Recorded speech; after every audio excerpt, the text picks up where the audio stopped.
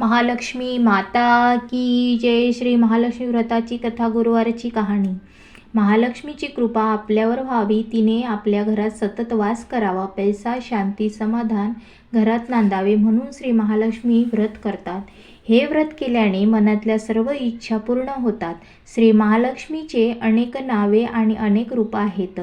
पार्वती, सिंधू कन्या, महालक्ष्मी, लक्ष्मी, राजलक्ष्मी, गृहलक्ष्मी, सावित्री, राधिका, रासेश्वरी, चंद्रा, गिरिजा, पद्मा, मालती, सुशीला अशा विविध नावांनी श्री महालक्ष्मी ओळखली जाते. अशा या सर्वभूत असलेल्या श्री महालक्ष्मीची ध्यानी घ्यावी अशी ही कहाणी आहे. द्वापार युगातील आपल्या भारतातील सौराष्ट्र देशात घडलेली ही कहाणी आहे. तेथे एक राजा राज्य करीत होता. त्याचे भदश्रवा तो शूर होता, दयाळू होता, प्रजादक्ष होता. 4 वेद, 6 शस्त्रे, 18 पुराणे याचे ज्ञान त्याला होते. अशा त्या राजाच्या राणीचे नाव होते सुरतचंद्रिका राणी. रूपाने सुंदर होती, सुलक्षणी होती आणि पतिनिष्ठा होती. त्यांना एकूण 8 अपत्य होते, 7 पुत्र आणि त्याच्यानंतर झालेली एक कन्या. राजा राणीने कन्येचे नाव श्यामबाला ठेवले होते. एकदा देवीच्या मनात आले की आपण राजाच्या राजप्रसादी राहावे, त्याने राजा आणखी सुखी होईल, प्रजेलाही तो आणखी सुख देईल, गरिबांकडे राहील, नंतर सगळ्या संपत्तीचा तो एकटाच उपभोग घेईल. म्हणून देवीने एका म्हातारीचे रूप घेतले आणि फाटकी वस्त्रे नेसली आणि आधाराच्यासाठी काठी घेतली आणि काठी टेकत टेकत ती राणीच्या महालाच्या दाराशी आली.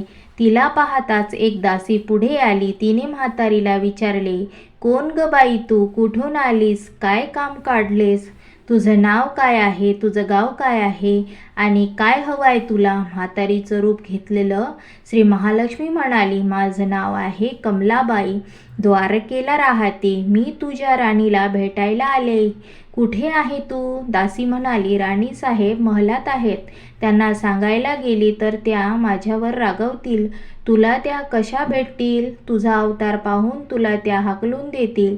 तू इथून थोडंसं वेळ आडोशाला थांब. आणि म्हातारीला राग आला. ती संतापून म्हणाली, तुझी राणी गेल्या जन्मी एका वैश्याची पत्नी होती. तो वैश्य फार गरीब होता. त्यावर त्या दोघांचे नेहमी भांडण होत. नवरा तिला मारहाण करी. ह्या त्रासाला कंटाळून एक दिवस ती घर सोडून गेली. त्यानंतर जंगलात उपाशी भटकू लागली. तिची ती अवस्था पाहून मला तिची दया आली आणि मी तिला ऐश्वर्य, सुख, संपत्ती देणाऱ्या श्री महालक्ष्मी व्रताची माहिती सांगितली. त्याप्रमाणे तिने हे व्रत केले. तिच्या व्रताने महालक्ष्मी प्रसन्न झाली. तिचे दारिद्र्य संपले. तिचे घर संपत्ती आणि समृद्धीने भरले. तिच्या जीवनात आनंद भरला. मृत्यूनंतर लक्ष्मी व्रत केल्यामुळे ते दोघेही पती पत्नी लक्ष्मी लोकांत वैभवात राहिले. या जन्मी त्याचा जन्म राजकुळात झाला आहे. देवीच्या या कृपेने तिला आता राणीपदांवर बसली आहे. म्हातारीचे बोलणे ऐकून दासीच्या मनात जिज्ञासा निर्माण झाली.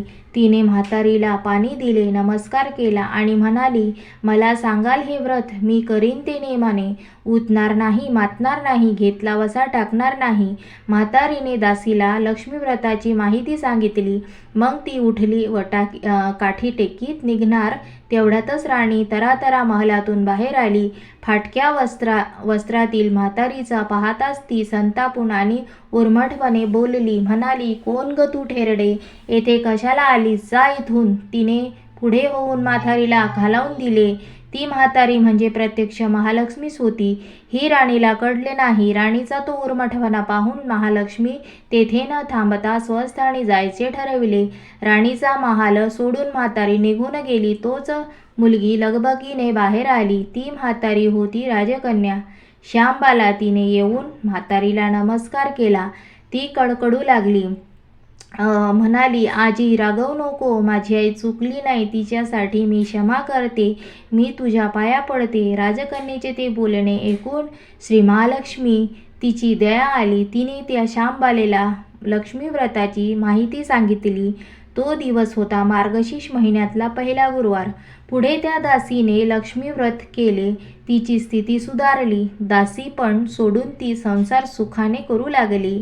राजकन्या श्यामबालेनेही भक्तिभावाने सांगितल्याप्रमाणे महालक्ष्मी व्रत केले. सगळे नेमधर्म पाळून दर गुरुवारी तिने हे व्रत केले. शेवटच्या गुरुवारी उद्यापन केले. त्यानंतर लवकरच श्यामबालेचा विवाह सिद्धेश्वर नावाच्या राजाशी मालाधर नावाच्या राजपुत्राशी तिचा राजवैभव मिळाला. लक्ष्मी व्रताचा प्रभावाने तिचा संसार सुख समाधानाने चालू लागला. पण इकडे भद्रश्रवा आणि राणी सुरतचंद्रिका हिच्या हळूहळू वाईट दिवस दिसायला लागले. त्याचे राज्य गेले. त्याचे सर्व ऐश्वर्य गेले आणि राणी तिला होती स्थिती आता बदलली. अन्न पाण्यालाही ती महाग पडली. त्यानंतर भद्रश्रवा फार वाईट वाटे, पण तो तरी काय करणार. एक एक दिवस चिंतेने उगवत होता तसाच मावळत होता. एक दिवस भद्रश्रवाला वाटले मुलीकडे जावं, तिला पाहावं आणि 4-8 दिवस तिच्याकडे राहावं. त्याप्रमाणे तो जावयाच्या राज्यात आला. चालून चालून तो खूप दमला होता, म्हणून थोडा वेळ विश्रांती घेण्यासाठी तो एका नदीच्या काठी बसला. राणीची दासी नदीवर येत होती. तिने भद्रश्रवाला ओळखले. दासी धावत महालात गेली. राणीला बातमी सांगितली. श्यामबालेलाही ती समजली. श्यामबाला आणि मालाधराने रथ पाठवून भद्रश्रवाला मोठ्या मानासन्मानाने राजवाड्यात आणले आणि त्याचा आदर सत्कार केला. काही दिवस जावयाच्या आणि मुलीच्या पाहुणचार घेत भद्रश्रवा राजवाड्यात राहिला. आता परत जायचा विचार केला. त्याने मनात घोळ लागला. जावयाचे त्याने तसेच सांगितले. जावयाची संमती दिली. भद्रश्रवा परत जायला निघाला तेव्हा श्यामबालेने एक हंडा भरून धन पित्याला दिले. तो हंडा घेऊन भद्रश्रवा घरी आला. मुलीने धनाने भरलेला हंडा दिला आहे हे ऐकून सुरतचंद्रिकेचा आनंद गगनात मावेना. घाईघाईने तिने हंड्यावरचे झाकण काढले. आत पाहते तर काय, हंड्यात धन नव्हते. होते तर फक्त कोडशे. महालक्ष्मीच्या अवकृपेने हंड्यातल्या धनाचे कोडशे झाले होते. चंद्रिकेने कपाळावर हात मारून घेतले. भद्रश्रवा हा चमत्कार पाहून चकित झाला. दुःखाचे दिवस संपत नव्हते. दारिद्र्याचे भोग सुटत नव्हते. सुरतचंद्रिकेला एक एक दिवस काढताना जीव मेटाकुटीला येत होता. एक दिवस सुरतचंद्रिकेच्या मनात लेकीला भेटायची इच्छा निर्माण झाली. त्याप्रमाणेच तो लेकीच्या घरी जाण्यासाठी निघाली. तो दिवस होता मार्गशीर्ष महिन्यातला शेवटचा गुरुवार. सुरतचंद्रिका लेकीच्या घरी पोहोचली तेव्हा श्यामबाला व्रताची उद्यापन करीत होती. श्यामबालेने आईकडूनही महालक्ष्मी व्रत करवून घेतले होते. 4 दिवस मुलींकडे राहून सुरतचंद्रिका परत आपल्या गावात आली. लक्ष्मी व्रत केल्यानंतर काही दिवसातच त्यांना त्यांची पूर्वीचे वैभव परत मिळाले.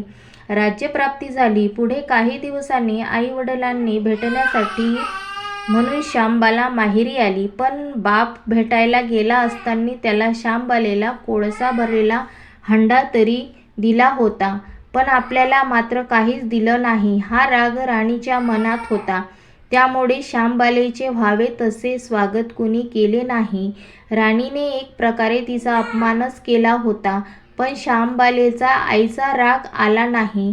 ती पुन्हा आपल्या घरी जाण्यासाठी निघाली. निघताच तिने पूर्व बापाला दिलेला हंडा परत घेतला. त्यात मीठ भरले. तो हंडा घेऊन ती आपल्या सासरी आली. स्वगृही आल्यानंतर मालाधराने श्यामबालेला विचारले, माहेरहून काय आणलं? श्यामबालेने बरोबर आणलेल्या हंड्याकडे बोट दाखविले. मालाधराने झाकण काढून आत पाहिले तर हंड्यात मिठाचे कडे. मालाधराने चकित होत पत्नीला विचारले, हे काय? या मिठाचा काय उपयोग श्यामबाला? श्यामबाला म्हणाली, थोडं थांबा म्हणजे कळेलच तुम्हाला. त्या दिवशी श्यामबालेने कुठलाही पदार्थ मीठ न घातलेला केला होता. सगळेच पदार्थ अळणी लागत होते. मालाधर जेवायला बसला. नंतर तिने त्याला सगळे पदार्थ वाढले. मग सगळे जेवण त्याचे अळणी लागले. मग श्यामबालेने पाण्यात थोडे मीठ वाढले. अन्न पदार्थात ती मिसळताच बेचव अन्नाला चव आली. हा मिठाचा उपयोग श्यामबालेला पतीलाच म्हणाला की मला तरही तिचे म्हणणे पटले. थोडक्यात जे कोणी महालक्ष्मी व्रत श्रद्धेने आणि मनोभावे करतील त्यांना श्री महालक्ष्मी प्रसन्न होऊन त्यांच्यावर तिची कृपा होईल. पण श्रीमंती आल्यावर सुद्धा माणसाने उतू नये, मातू नये. नित्यनेमाने श्री महालक्ष्मी व्रत करावे, देवीचे मनन चिंतन करावे, म्हणजेच देवी सदैव तुमच्या पाठीशी उभी राहील आणि तुमची कामना पूर्ण करेल. श्री महालक्ष्मीची कथा कहाणी गुरुवारची सुफळ संपूर्ण. श्री महालक्ष्मी नमा. ओम शांती शांती शांती. तर मित्रांनो, तुम्हाला हा माझा व्हिडिओ कसा वाटला? लाईक करा, शेअर करा, सबस्क्राईब करा. नमस्कार.